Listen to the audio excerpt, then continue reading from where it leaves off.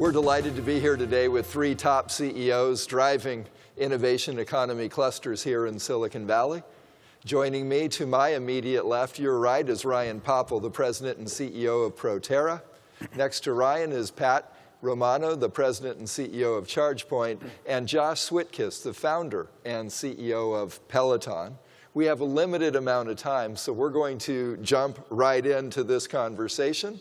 And for those of you who are addicting to multitasking, stop that. They came from all over the world to be with you today. Put those phones away. We'll be in that 12-step program together to free ourselves from multitasking during this presentation. Thank you. Let's jump right in. It's a pleasure, again, to share the stage with three innovation economy CEOs who are working to make positive change when it comes to four-wheel forms of transportation.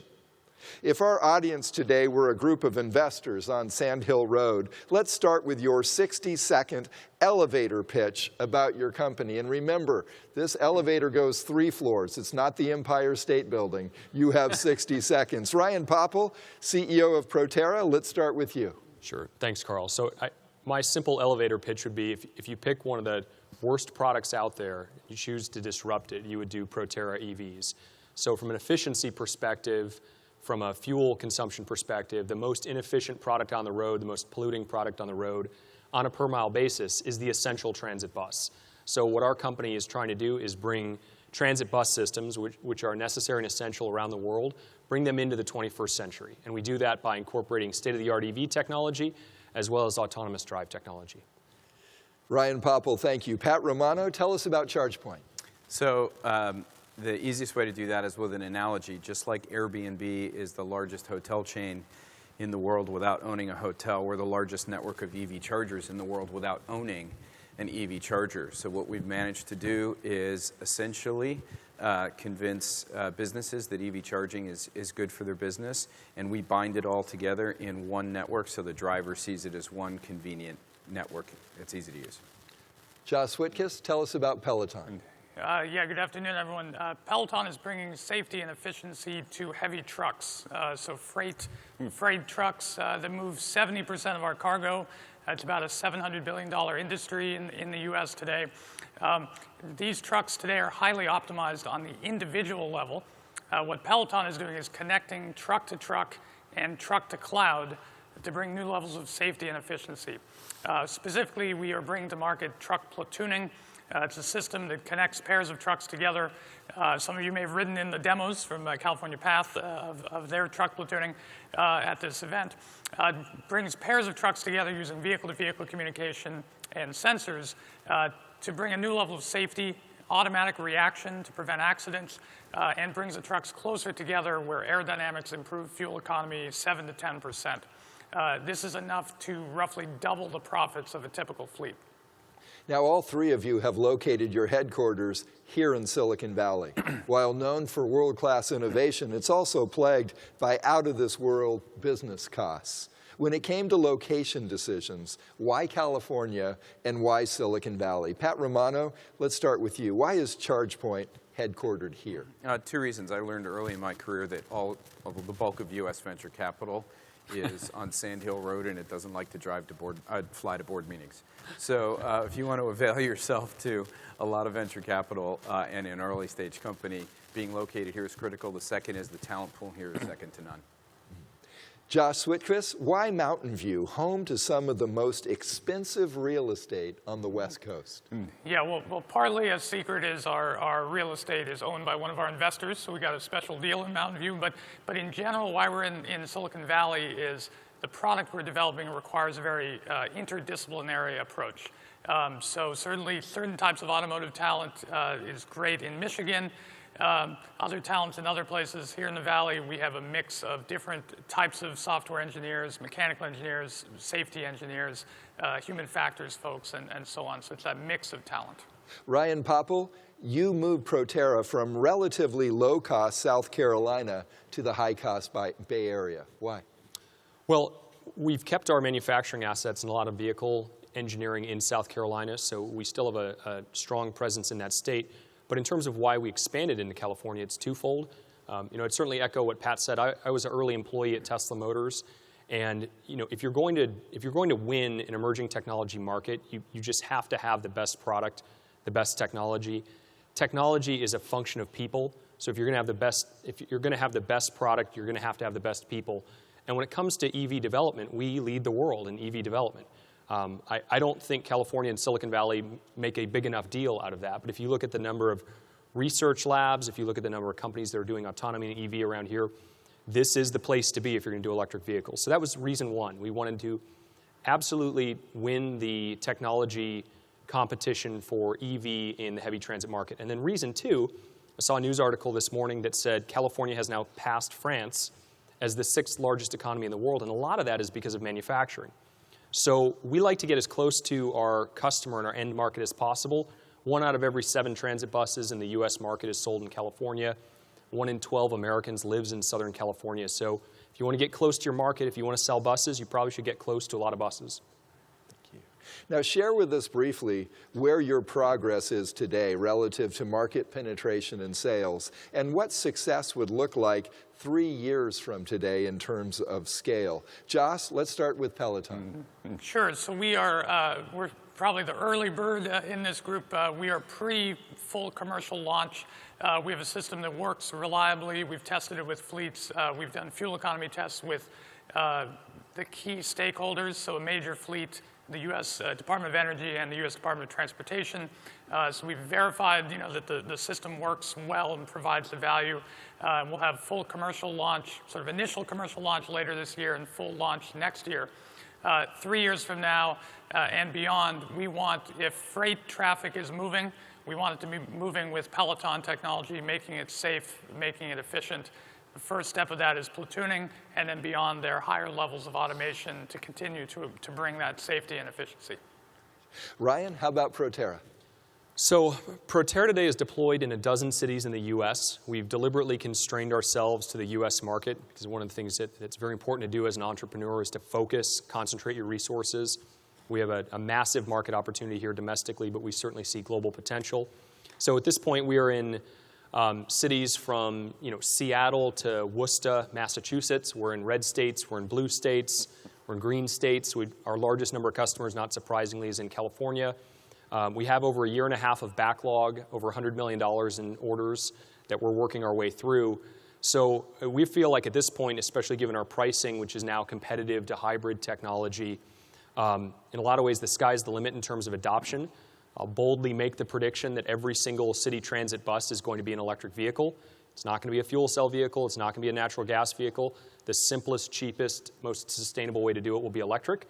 So in 3 years, I think the definition of success for me will be that all of you in the audience, whatever city you came from, your city at least has a pilot program going on. Because at this point, if a city is using your taxpayer dollars to put a diesel bus or natural gas bus on the road, they're wasting money. So from an adoption perspective, we just want to make sure that people are aware of that soon.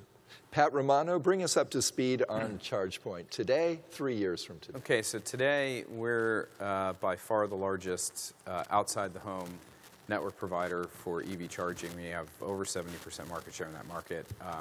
It's where we started because it generates the most network effect and also the most stimulus for people to buy cars, because if you can't charge outside your home, it's a big impediment. We've recently had the benefit, now that the EV industry is a popular industry, it didn't used to be, we were able to raise the funding to get into the home market, the multifamily market, metro and highway DC market. So we want to catch the market share up in those new segments, which we launched about 18 months ago, very quickly to the same market share that we have in commercial, outside the home charging. And then I think the rest of the problem is just more cars.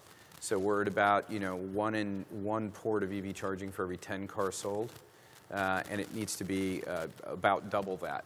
And so that's what we need to do in 3 years, is we need to get the infrastructure purchase rate in balance with cars so people can have an easy time driving. Good. Now, as often the case with innovation economy companies, disruption means taking on often powerful incumbents. I'm going to focus this first on Ryan and then on Josh. Ryan, as an all-electric mass transit bus company, who's the competition and what's at stake? So I think that the most dangerous competition we face is not from conventional forms of transit or even from the conventional industry that builds fossil fuel powered buses. It's from the fossil fuel industry itself. So what we're seeing is as we grow and accelerate and as interest and adoption goes up, and as an example, last year on a forward basis, we booked orders that represented 2% of the annual demand for transit buses in the US market. So we've been under the radar for a couple years, but we're no longer under the radar within kind of the fuel and energy industry. What we're starting to see, though, is even though we have an economic path to get to zero emission and an 80% carbon reduction, we're starting to see fossil fuel producers wage a little bit of a campaign of fear, uncertainty, and doubt, or FUD. So they'll ask questions about battery recycling. And we'll find there'll be little threads of doubt that they'll kind of put out into the market, or they'll propose kind of a utopian version of fossil fuels that we may get to someday, like 100% renewable methane or renewable diesel. There is no pathway to go from the volume of fossil fuels we use today to kind of a synthetic version or a green version of those. But it can be an effective way to get somebody to not make a smart decision now. And we see that at the regulatory level and at the customer level. But in general, we're plowing through it. Ryan, thank you. Josh, who feels threatened by Peloton's technology and why? Well, so certainly our technology represents a change for drivers, for fleets, and so on. I think, though, it's probably more notable sort of how little change there has been over, if you look at a truck from 100 years ago versus now, yes, they're more aerodynamic now. The engines are more electronic. They're more efficient. But it's been sort of an incremental improvement over time. And it's been an improvement, as I alluded to earlier, an improvement of the single truck. And so the big change we're making is that now it is networked. It's multiple trucks. It's trucks that are next to each other, trucks that are connected through the cloud. So that's sort of the big change we're making. Those who feel threatened, certainly, some of the drivers are not the most enthusiastic about new technology. What we've found and other technologies have shown in the trucking industry is if it helps the driver do their job better, they will get excited about it once you convince them to try it. So, 10 years ago, there were almost no tractor trailers with automatic transmissions in the US. Now, every fleet we talk to, they're buying entirely automatic transmissions. And it's because drivers have tried them and they say, wow, that makes my job easier. I want that. We're going to start our next question with Pat. By the very nature of disruptive cutting-edge technologies, policy and regulatory ramifications arise. What are the biggest policy issues that need to be addressed for you to move forward, and at which levels of government? Pat Romano, again, let's start with Chargepoint and electric vehicle charging stations. So I answered this question in sort of a funny way. When we were all little kids, we did puzzles. Or at least I did. I'm an older kid, or an older guy now. So if we've all done a puzzle of the map of the United States, if you cut the U.S. into 3,000 pieces, it would be a pretty complicated puzzle. And that's how many utilities there are in the United States. Wow. So one of the most important, and they're all regulated at the state level. So it really, there's no federal direct oversight of utilities. And utilities play a pretty critical role in rewiring the country. It's akin to what Eisenhower had to do in the 50s to build the interstate system. Utilities have to do now to put in the electrical capacity and support the electrification of transportation and getting that policy right so that drivers at large don't feel like they're having to have a relationship with 3,000 entities to be able to drive around is important. And then also we have to keep, since they're a highly regulated market, there has to be a bright line between what they are in and what they stay out of. For example, the business model to the driver needs to be out of regulatory control. Competition has to still be there for, people, companies similarly situated to us. We have to be competing with each other to bring the best price performance to the market for customers. Right. Pat Romano, thank you. Josh, when it comes to policy or regulatory ramifications, what do you face at Peloton? Yeah, so for us, it's all at the state level with the state, highway laws and basically the following distance laws. We're putting trucks closer together than what's safe if you're manually driving. And the highway laws that were passed, 50 years ago typically were based on manually driven vehicles with no sensors, no communication, almost no electronics. The good news is in many states, the law was written flexibly. It says, for example, you must maintain a reasonable and prudent following distance, and that's flexible. So then if you have technology, it's deemed reasonable and prudent. In the remaining states, we've found great support that the states are excited about trucking, and they know that trucking drives jobs and drives their economy. So we've got great support from a number of states. Some people who are probably here, except I can't see because of the lights, but here in California, in Michigan, Kirkstoydal, and a number of other states, Florida, and so on, where we're getting very good support to make an exception to the laws or to take administrative action to allow these technologies because they are actually safer and thus should be allowed. Ryan Pople, CEO of Proterra, what policy and regulatory issues stand in the way of all electric buses? Well, I think there's some specific challenges or some specific improvements we could see, but I'd also echo Pat's comments about the importance of electric vehicle infrastructure and just making this simpler and faster, much like in solar, we're trying to reduce the time to permit and install a system. The reason I highlight it from an electric transit perspective is that his chargers are our chargers, and in a lot of cities, our customers are going to be the first deployer of heavy-duty fast charge infrastructure. We've standardized so that our vehicles can charge off the same fast chargers that can fast charge an electric car. So one message I'd definitely leave everyone with is we shouldn't be talking about car chargers, truck chargers, bus chargers. We should be talking about low, middle, and high power. And it's really on us to make sure that electric platooning trucks down the road can charge at the same charging station that an autonomous electric Lyft or Uber can charge at overnight. So we get very nervous when we see confederation occurring around charging. We want to have one thing plug into every type of electric vehicle. In terms of policy-wise, the only thing we'd really like to see at this point is we all talk about not picking winners, but our industry is shaped around 125 years of consuming gasoline and diesel buses.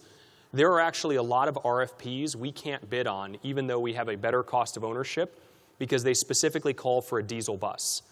And so one of the things we're just trying to adopt is kind of this concept of best available control technology. We're basically picking a winner for fossil fuels when we put out an RFP for natural gas buses or diesel buses. If you are cleaner and more economic than a dirtier alternative, you should be able to bid on it. But right now, we still feel like we're kind of at the ground level having to find a champion in every agency. And what should be happening is we should have a downloadable RFP on our website, and any one of the 1,200 transit agencies in the U.S. should be able to apply for electric buses. Ryan, let's keep you talking for a moment, if you don't mind. For each of you, can you share with us a success in working with a regulatory agency or public official when it comes to the work that you're trying to accomplish? Sure. One of the best examples I've seen recently of that includes the work done by California Air Quality Management District. They were able to pull together a number of cities in the California Central Valley, all of which suffered from some of the worst air quality in the country, because our Central Valley, that's where we do our agriculture, it's challenging geography, and we run a lot of trucks up and down 5. So a lot of diesel falls right back into the valley. These cities, on an individual basis, were probably too small for us to launch electric vehicle deployments and really aggregate their purchasing power together and give them the same pricing that we could give to a Philadelphia or a Seattle. And what the Air Quality Management District did is it kind of served as an organizing umbrella agency. It did a lot of the legwork for us, and it's going to be, we can't announce the specific deployments, but it's going to be, we should be able to soon once that California budget gets passed. Mm-hmm. But it'll be a really novel program, and it'll get us into some of the cities that need this technology the most and probably wouldn't have been able to figure it out fast on their own just due to limited local resources. Excellent.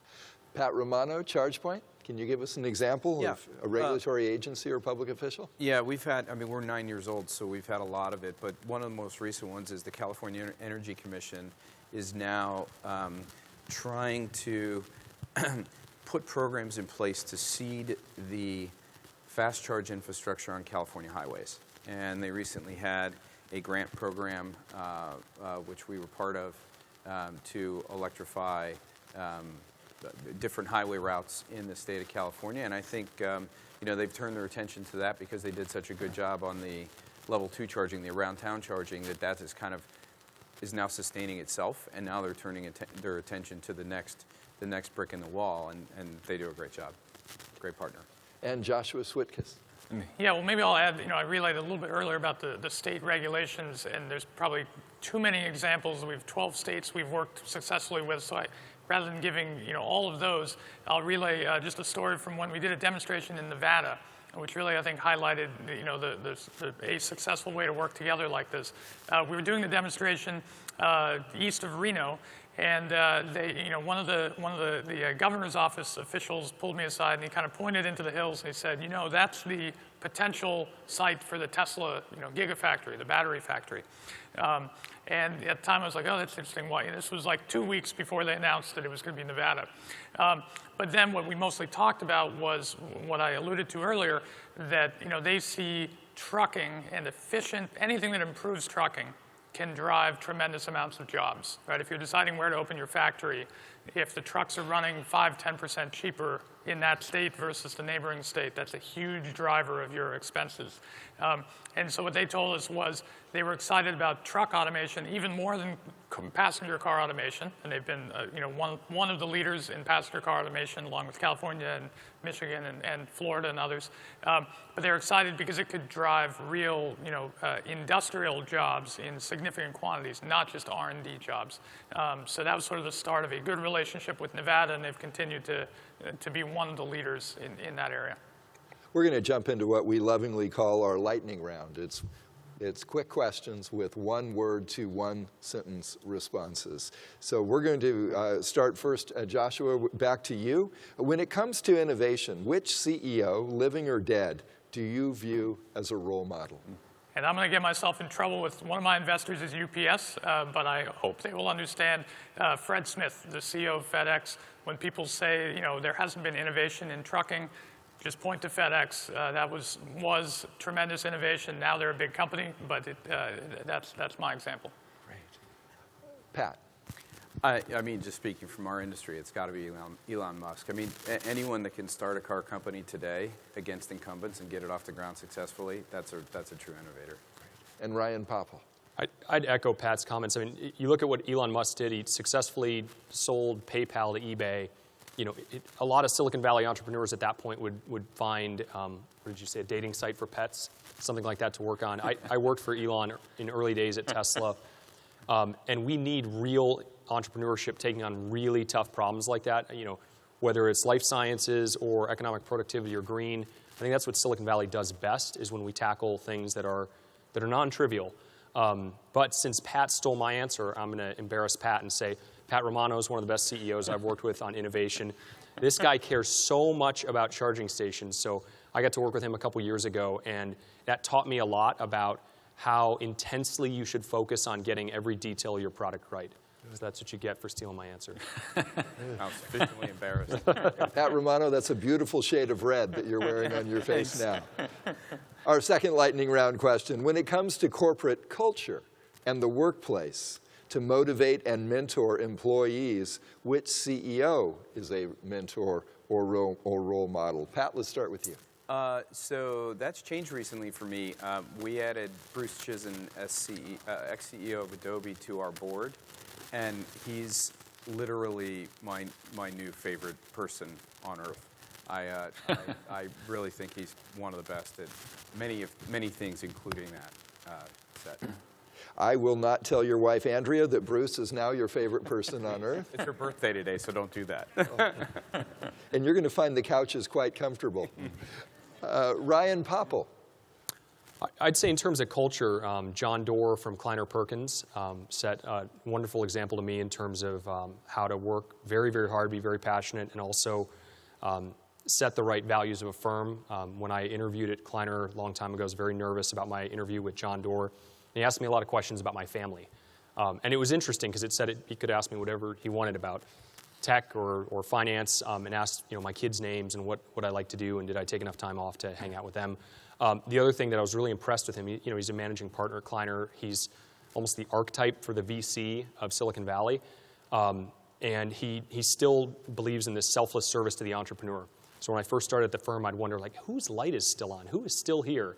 And it'd be John Doerr, because there'd be some sort of problem that needed to be untangled with a portfolio company. So he really still believes that venture should serve startups, not the other way around.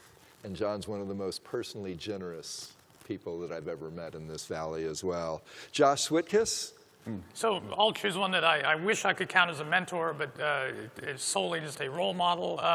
Andy Grove from Intel. I think probably many people in the room have read his management book, High Output Management. I've read it several times. I think you have to keep reading it every so often.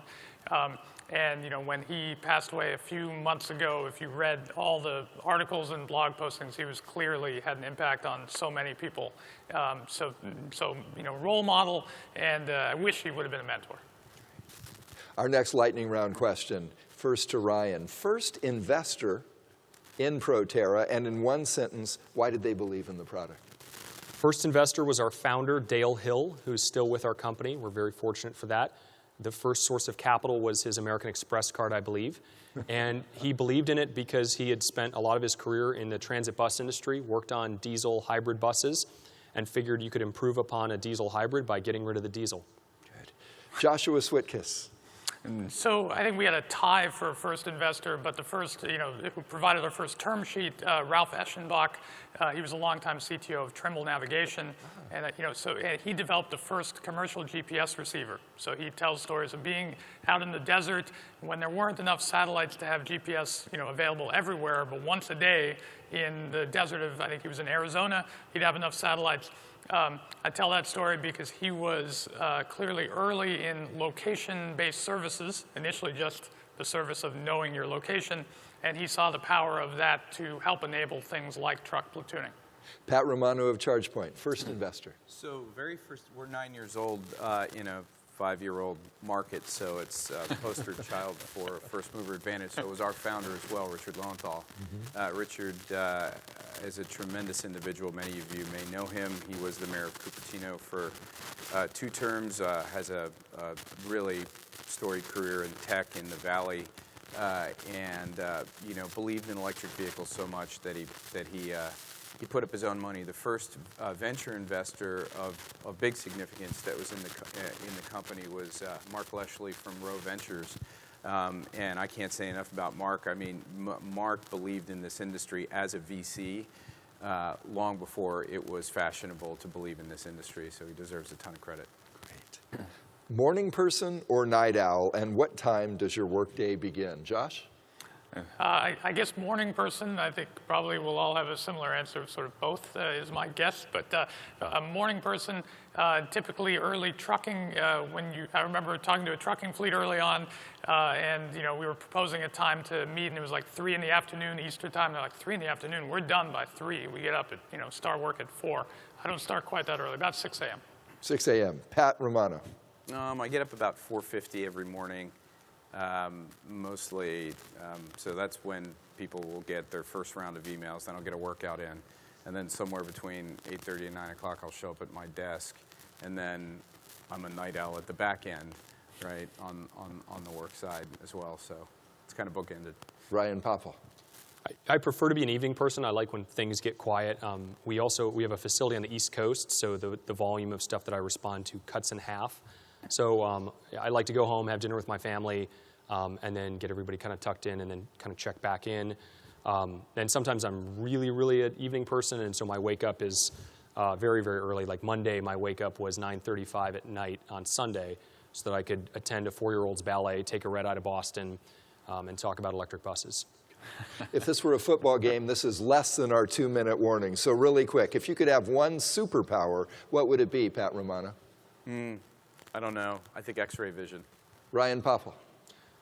Transparency, and it'd be the power to make 1 meeting per year from a large company transparent.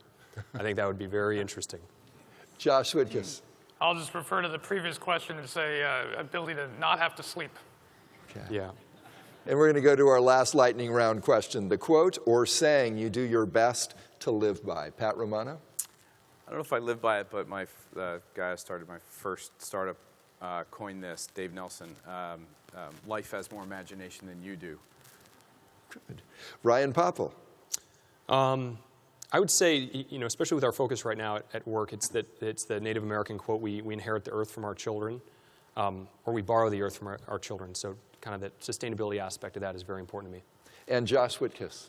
Well, so not quite a quote, but just the concept of, a little continuous improvement every day. My flavor that I like the best of it, being a Stanford student, is Jim Harbaugh, who always talks about that for his football team. If they get better, 1% every day in a year, they've improved, many-fold over.